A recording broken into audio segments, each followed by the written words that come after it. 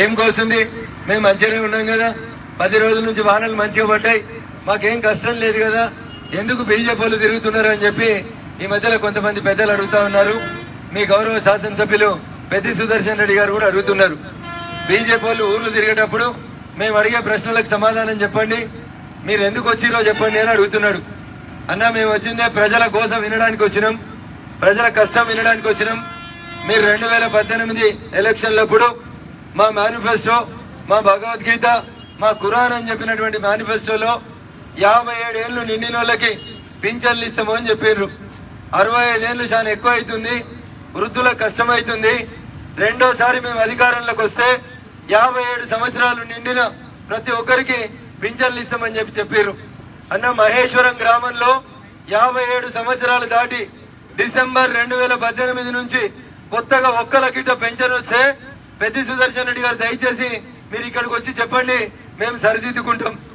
నా లెక్కల ప్రకారం నాకున్నటువంటి ఒకరిద్దరు మిత్రులతో మాట్లాడితే సుమారు 125 మందికి ఈ గ్రామంలో పింఛన్ల కోసం దరఖాస్తులు పెట్టి దాదాపు డిసెంబర్ 2018 నుంచి ఇంకా కొత్త పింఛన్ రాలేదని, అది 57 సంవత్సరాల పింఛన్ కానివ్వండి, భర్త చనిపోతే వచ్చేటువంటి వితంతు పింఛన్ కానివ్వండి, దివ్యాంగుల పింఛన్లు కానివ్వండి, సుమారు 125 పింఛన్లు ఈ ఒక్క గ్రామం మహేశ్వరంలోనే బకాయి ఉన్నారు. పెద్ది గారు డిసెంబర్ 2018 పోనీ జనవరి 2019 నుంచి ఇచ్చినా మాకు ఎన్ని రావాలన్నా దయచేసి ఒక్కసారి ఆలోచించుండ్రి. రెండో మాట చెప్పిండ్రు, ఇంటికో ఉద్యోగం కొంచెం లేట్ అవుతుంది, ఇంటికో ఉద్యోగం వచ్చేదాకా చదువుకున్న పిల్లలందరికీ కూడా నిరుద్యోగ భృతి ఇస్తాం, ప్రతి నెల 3000 రూపాయలు ఇస్తామని చెప్పారు.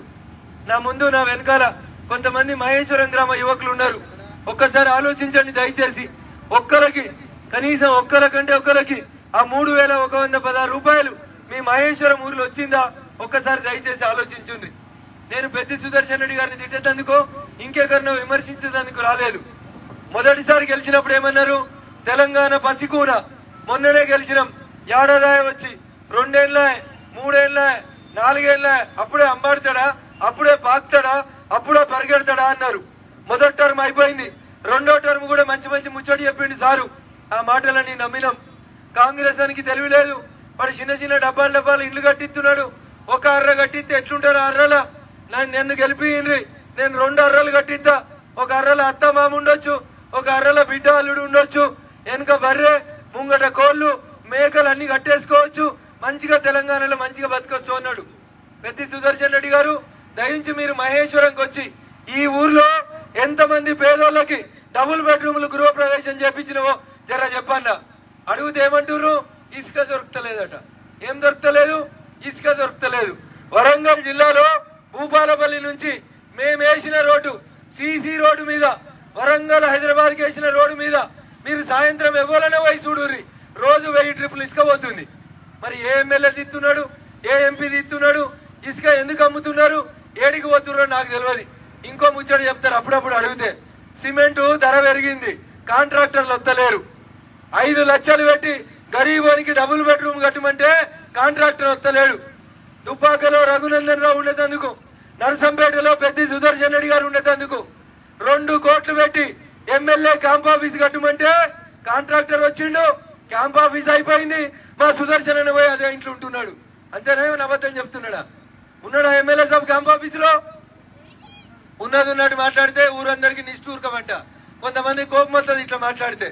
కేసీఆర్ గారికి చింతమడకలు ఉన్నది, సిద్దిపేటలు ఉన్నది, జూబ్లీ హిల్స్ ఉన్నది, కరీంనగర్ ఎంపీగా ఉన్నది, మహబూబ్ నగర్ ఎంపీగా ఉన్నది. అంటే ఎప్పుడు వస్తుంది? అక్టోబర్ నెలలో కొబ్బరికాయ కొట్టిండు సారు.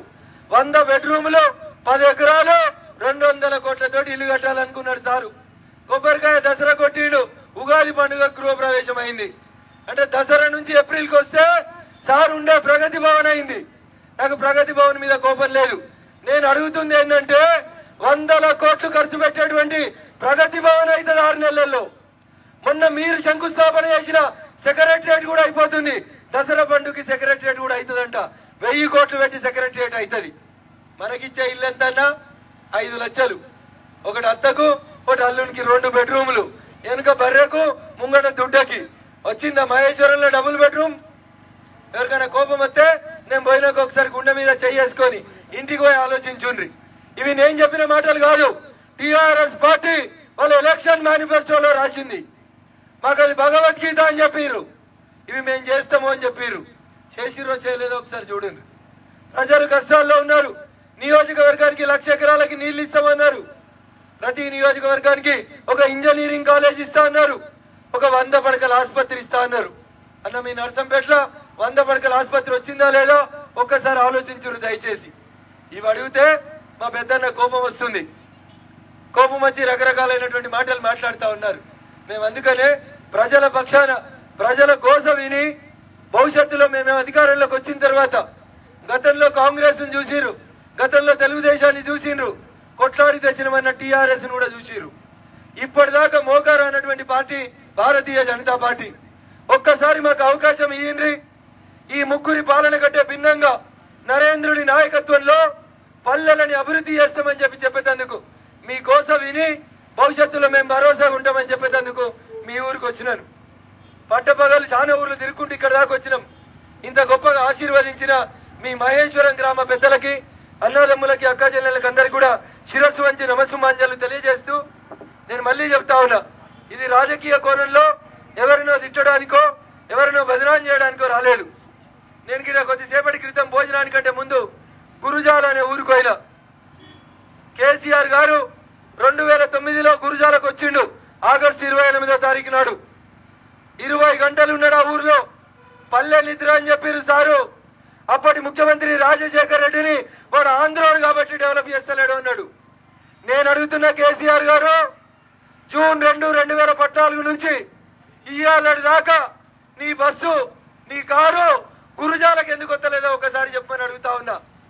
మా పెద్ది సుదర్శన్ రెడ్డి గారికి ఏమన్నా కేసీఆర్ సార్ దగ్గర పరపతో పైరవో పెద్దరికమో ఉంటే ఒక్కసారిగా గురుజాలకు దోసుకొచ్చి ముఖ్యమంత్రి గారు ఇచ్చిన మాట నెరవేర్చమని పెద్ది సుదర్శన్ రెడ్డి గారి ద్వారా గౌరవ ముఖ్యమంత్రి గారికి విజ్ఞప్తి చేస్తూ నాకు ఈ అవకాశం ఇచ్చిన మహేశ్వరం గ్రామ పెద్దలందరికీ కూడా శిరస్సు వంచి నమస్సుమాంజలు తెలియజేస్తాను. హాయ్ ఫ్రెండ్స్, మా టుడే టుమారో యూట్యూబ్ ఛానల్ చూస్తున్నందుకు చాలా థ్యాంక్స్.